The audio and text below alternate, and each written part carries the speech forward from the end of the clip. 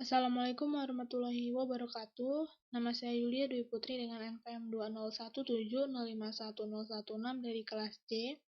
Di sini saya akan menjelaskan materi kuliah teori bahasa dan automata sebagai tugas ke-13, yaitu mengenai ekuivalensi konteks free grammar dengan pusdown automata atau PDA. Yang pertama ada pendahuluan. Ketiga kelas bahasa berikut adalah kelas-kelas yang sama yang terdiri dari CFL atau Context Free Language, yaitu bahasa yang didefinisikan oleh CFG.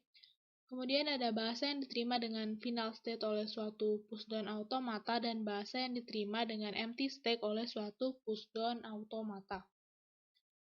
Selanjutnya ada teorema yang menyatakan bahwa suatu bahasa dinyatakan bebas konteks jika dan hanya jika sebuah pusdown automata dapat mengenalinya. Pembuktiannya yang pertama, buat sebuah konteks free grammar dan tunjukkan bagaimana membuat sebuah pusdown automata yang dapat mengenalinya. Selanjutnya, yang kedua, buatlah sebuah pusdown automata dan tunjukkan bagaimana membuat sebuah konteks free grammar yang dapat mengenali bahasa yang sama. Di sini ada contohnya. Diberikan production rule sebagai berikut dan diminta untuk mengkonstruksikan PDA atau pusdown automata. Di sini ada S yang menghasilkan BS dan A, lalu A yang menghasilkan OA dan epsilon, dan B yang menghasilkan BB1 dan 2. Di sini kita menggunakan leftmost derivation. Di sini dimulai dengan S. S kita turunkan menjadi BS karena di sini S menghasilkan BS. Lalu B ini kita turunkan menjadi BB1. Kemudian B yang ini diturunkan menjadi 2 karena di sini B menghasilkan 2. Setelah itu hasilnya adalah 2B1S. Dari 2B1S ini kita turunkan lagi B yang ini menjadi 2 sehingga 221S. Lalu yang S-nya kita turunkan menjadi A karena di sini S menghasilkan A. Berikutnya yang diturunkan adalah yang A. Di sini A menghasilkan epsilon sehingga di sini bisa kita tulis menjadi 221 epsilon dan epsilonnya dapat kita hilangkan sehingga hasil akhirnya adalah 221. Lalu bentuk umumnya adalah AAAA, BA, BC ini adalah terminal sebagai inputan dan ini adalah sisa yang akan kita masukkan atau kita push ke stack-nya. Jadi di sini pusdown automata akan menerima inputan, lalu untuk sisanya akan kita tambahkan ke stack, di mana Z0 ini adalah elemen pertama yang di-push atau elemen terbawahnya, diikuti oleh C, B, kemudian A, lalu B.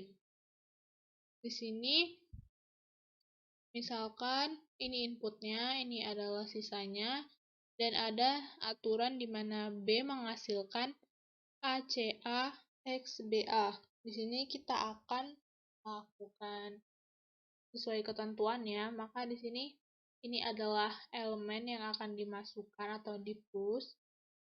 Lalu ini adalah elemen yang akan di-pop.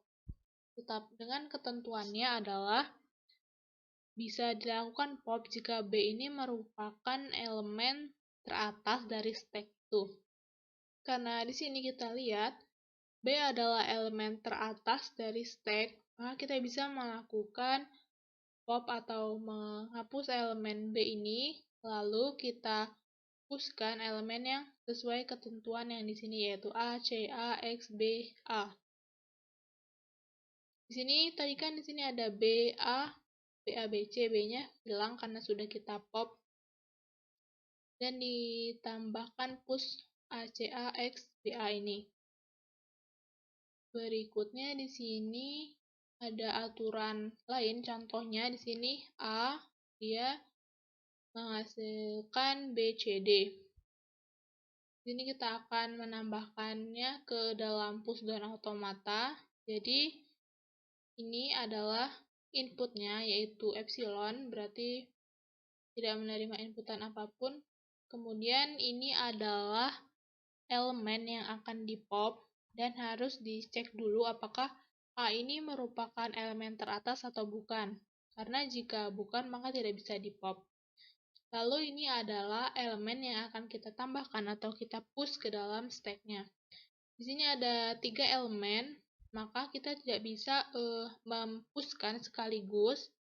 Jadi kita harus mempushkannya satu-satu, sehingga di sini transisinya ada 3 dengan state-nya jumlahnya adalah 4, yang sebelumnya hanya ada 1 transisi dan 2 state. Jadi di sini kita pertama akan input epsilon, kemudian pop A, lalu push D, selanjutnya input epsilon, pop epsilon, push C, dan yang terakhir input epsilon, pop epsilon, dan push B. Sehingga semua 3 elemen ini sudah ditambahkan ke dalam stack-nya. Baiklah, sekian. Terima kasih. Mohon maaf bila ada salah kata. Wassalamualaikum warahmatullahi wabarakatuh.